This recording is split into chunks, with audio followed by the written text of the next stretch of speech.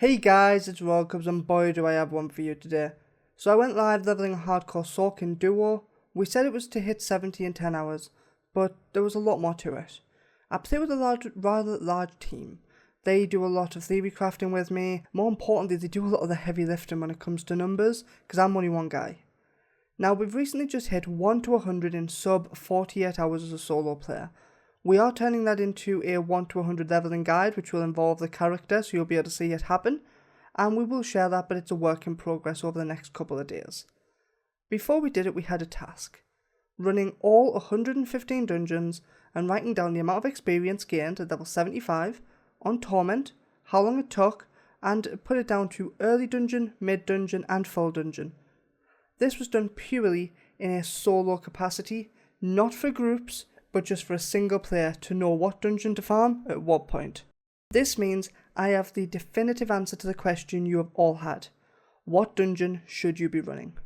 Now if you're level 1 to 50, I would advise playing the game until the next guide comes out, as these dungeons are being worked out for Torment numbers, not Adventurer. Nightmare will be close to the same density, but will lose out on the experience by about a third, but Adventurer it's far off. We do know which dungeons to farm from 1 to 50 as well, but I don't want this video to be too long. Now, they ran all the dungeons over 4 times each to work out the average. This means over 31 man hours have gone into this video just to find out what dungeon will give you the highest experience per minute and highest experience per hour. So as a sign of appreciation, they've all asked if you'll subscribe to the channel. Now, you'll want to stay to the end to hear about the dungeon that can hit 15 million experience an hour. That beats out all the 3 I'm about to say, but there's a catch. It's not suitable for most people. Now, the dungeon that came up third was the Forsaken Quarry. You can expect about 460,000 experience within 3 minutes, equating to about 9.2 million experience an hour. The dungeon is based just north of Kivishad and is a really fun dungeon. You start by completing a kill all enemies, and this is really simple. One way to run, you can't go wrong. No ways to double back on yourself, just one slight alcove to the left or the right, and then head straight forward to the gate. Really fun dungeon, and when you've cleared it, they are then going to follow the path down, rescue 5 prisoners, and the area is loaded with elites. They give amazing experience, and finally run through killing a dense collection of corridors until you get the boss room. When you get to the boss, teleport out before you kill him and reset. Don't kill the boss, he ain't worth it. Now next in our rank 2 silver position is the dungeon that I originally posted on the very first week of the game.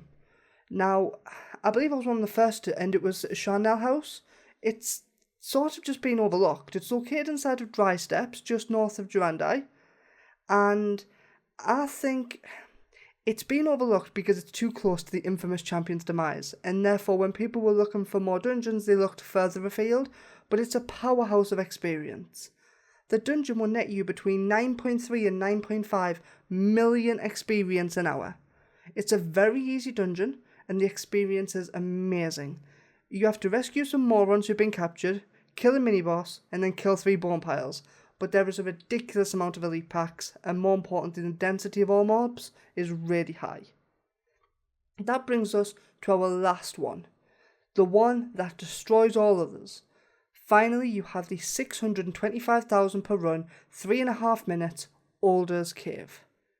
It's located to the southwest of Kyrgyzstan, just south of the Iron Wolves encampment. This dungeon nets around 10.7 million experience per hour solo, and you'll want to clear every mob.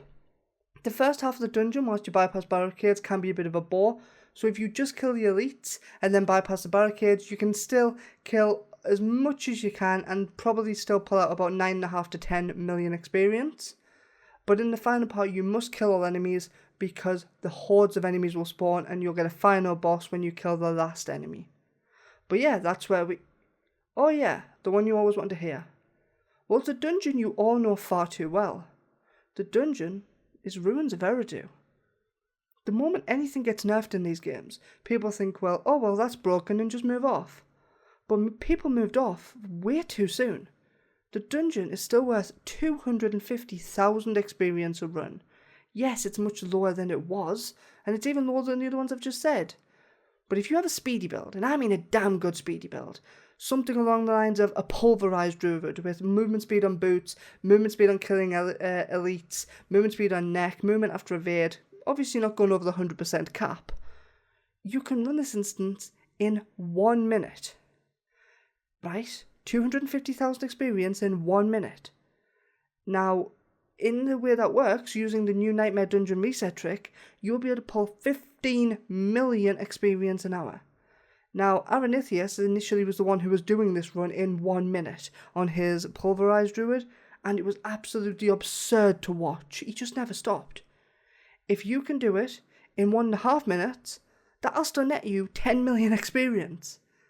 But the moment it takes you 2 minutes, you're down to 7.5 million. It's really important you only run this dungeon if you're running a speedy build. So Necros, that puts you off the table. But there you have it, guys. The top 3 and a bonus are the best experience runs in the game. I hope this helped, and if it did, don't hesitate to like and subscribe as it really helps out the channel. And until next time, Curbs, you know it. Peace.